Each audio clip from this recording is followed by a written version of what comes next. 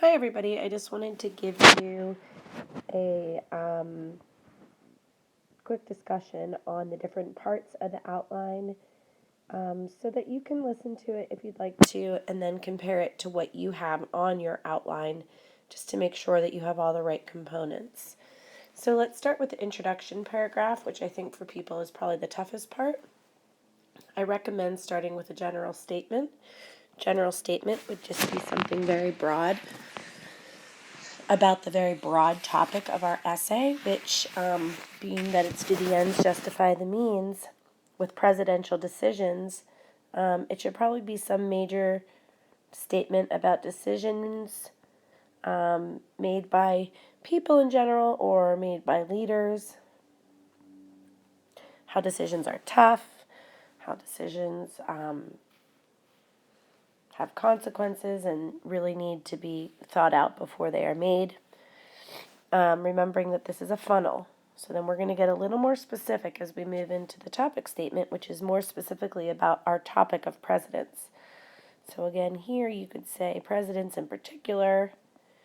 You could talk about their decision making and how they know that they're going to make decisions that have consequences, but their hope is probably that the ends will justify the means. And sometimes they do, and sometimes they don't. It probably depends who you ask.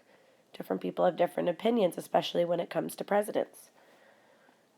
You would then get even more specific with a quick transition statement.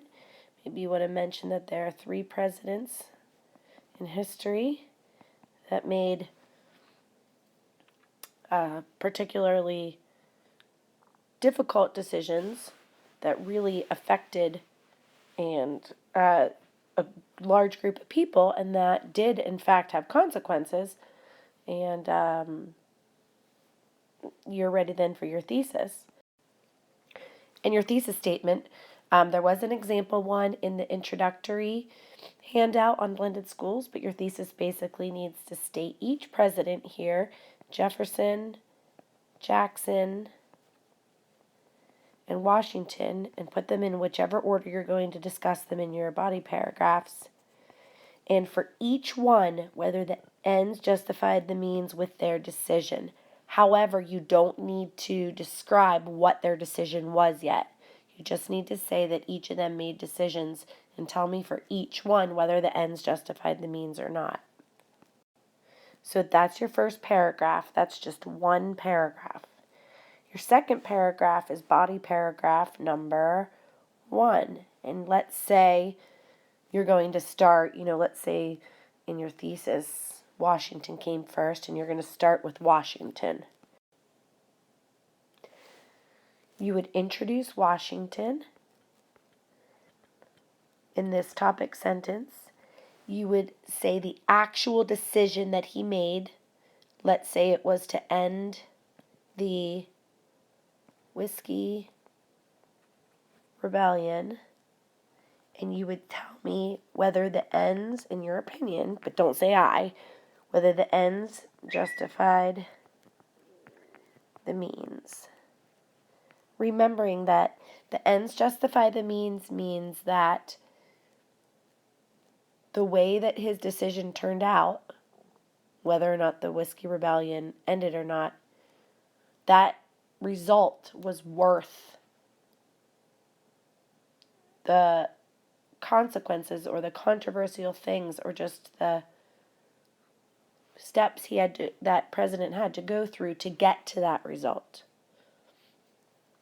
So you would, for background, you would explain what was the Whiskey Rebellion, starting way back, all the way back from why was the tax put there,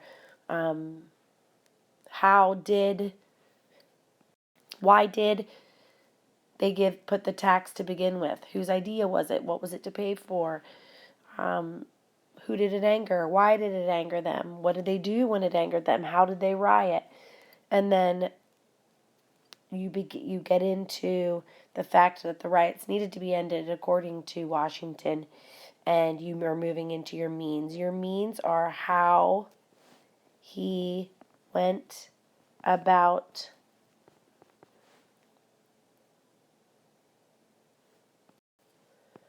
turning his decision into a reality? Meaning, what steps did he take to accomplish this decision? What steps did he take, in this case, to end the Whiskey Rebellion? From there, you'll talk about the ends. How did it turn out? Did it stop the Whiskey Rebellion?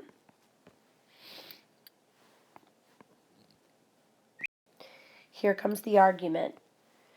Do the ends justify the means? You can determine what you think. If you say yes, for this decision, ... the ends did or did not justify the means. Meaning, if the ends did justify the means, it was worth sending 13,000 troops, which is a ridiculous amount, in order to stop the riots. If the ends didn't justify the means, then you'd say, no, it was excessive power to send 13,000 troops from Maryland to western Pennsylvania just to stop a riot. You can't use troops against themselves. When you do this argument piece, you must include the other side, even if it's only half a sentence or a sentence. You must say, yes, I know that the other side is going to say this, and whatever that is. Perhaps you could say, I know that the other side is going to say that Washington sending 13,000 troops was excessive force. But if he hadn't done that, and then you'll explain why the ends did justify the means. You will end with a conclusion statement and tie it to the thesis, which means you'll restate Washington. You'll restate his decision about, in this case, the Whiskey Rebellion.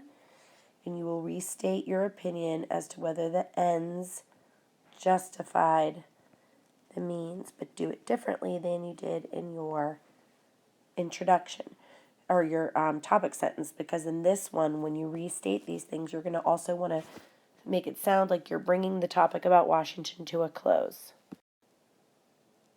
So now I don't think we need to say the exact same thing for Jefferson in body paragraph 2, because it's everything the same you just did for Washington, just with a new topic. But to quickly give you an example, you would start with your main idea in your topic sentence introducing Thomas Jefferson. Let's say you're going to choose the Louisiana Purchase, his desire to purchase this Louisiana territory, and whether or not you think the ends justified the means. Whether you think getting this territory in the end was worth the steps he had to go through and the consequences of those actions, whether those were worth doing to get the result of all this land. Background on the decision: why did they want the land? Who wanted the land? What was great about the land? What were they going to do with it when they got it? Who were they buying it from? How much was it? Was it a good deal? To the means. What did Jefferson go through to actually get it from the French? He had to hurry up. There was a timetable. He didn't have the backing from the Constitution that he was supposed to have. The ends. Did he get it? How was it beneficial once he did get it? And now here, do the ends justify the means? Your rebuttal can be tied in there. So if you think the ends did justify the means, you could throw your rebuttal in by saying he was not constitutionally justified to make this decision on his own. He could have waited for an amendment in the Constitution, but he was nervous to because he thought he was running out of time and that France would pull the deal. But, so you've shown the other side, but the end still justified the means because, and then use your facts from earlier to really show why this was such a great deal and how they got so much more benefit out of it than they did negative consequence. And then again conclude by restating Jefferson and his decision and whether the ends justified the means, but by bringing it to a close as well. Same thing with paragraph 3, this time with Jackson. his decision, let's say it was to push forward with the Indian Removal Act, and whether the ends justified the means.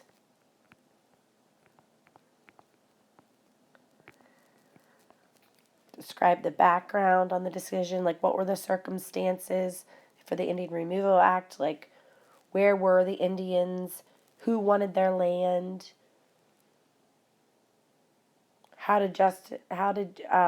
what was Jackson's recommendation. He did give the Indians some alternatives. What were they?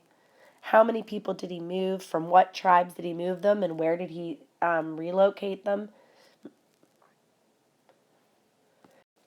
That's getting into the means a little bit. How did he actually move the Indians? What did he do with them? What did he take from them? How far did they have to walk? The Trail of Tears. And then the ends. How did it turn out? Where did the Indians end up?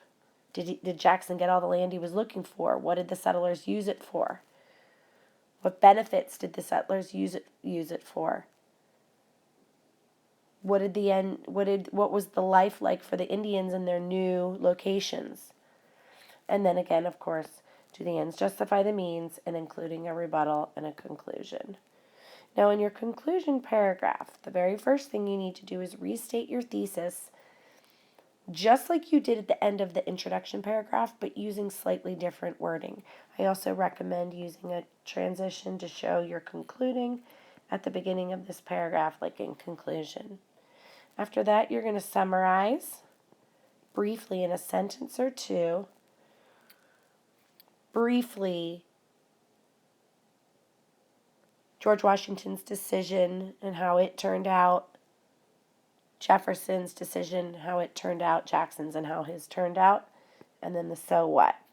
The so what is, now that you've explained all of these decisions that were made historically and how they all had very big consequences on the nation, and whether you think that they were good decisions or not, what insight, what observation, what comment can you make now about decision making, particularly decision making about that presidents have to make, decisions presidents have to make where they have an impact on such a large group of people? If you write this in full, this outline in full and complete sentences, using and include all these parts, this can be your rough draft. However, once that's done, I do want it to be typed into 5 separate paragraphs, a 5-paragraph essay, and ready to go for Thursday so that we can go through the editing process, formatting in MLA format, which we'll do together as well, and works cited and in-text citations, which we will also do as well. Good luck!